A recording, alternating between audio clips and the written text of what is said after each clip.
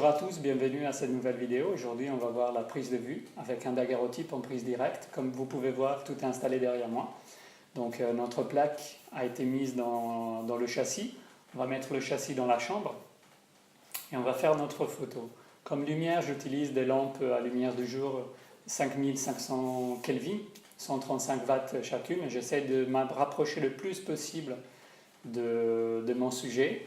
Les temps de pause sont très très longs. Un daguerreotype Becquerel a une sensibilité très basse. Les temps de pause varient entre 30 minutes et 1h30 en studio. Je vous conseille de faire énormément de tests pour comprendre la sensibilité de votre plaque. Par rapport au choix du sujet que vous allez photographier, moi j'aime bien les fleurs. Derrière vous pouvez voir une fleur desséchée. Pourquoi desséchée? Parce que elle va avoir la même couleur, le même ton partout. Pourquoi j'ai dit ça? Il faut se souvenir qu'un daguerreotype a une latitude de 1 stop et demi. Ça veut dire que si entre les parties qui composent votre image, par exemple des pétales blanches et des feuilles vertes, il y a plus d'1 stop et demi d'écart en lumière, l'un des deux ne va pas être visible. Donc ça va être soit complètement blanc, soit complètement noir.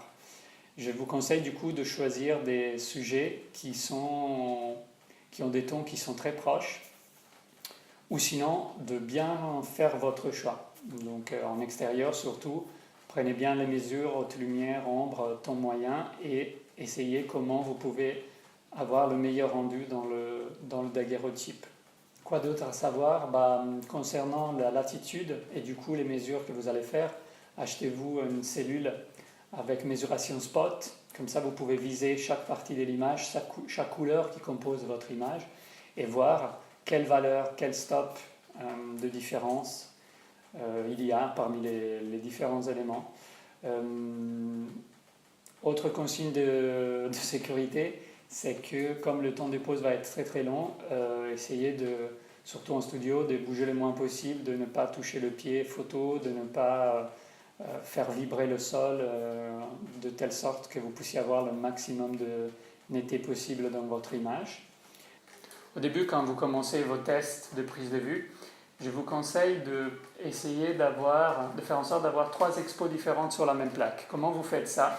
Ça va se jouer au niveau du volet. Vous n'allez pas le retirer complètement, vous allez le monter d'un tiers par exemple.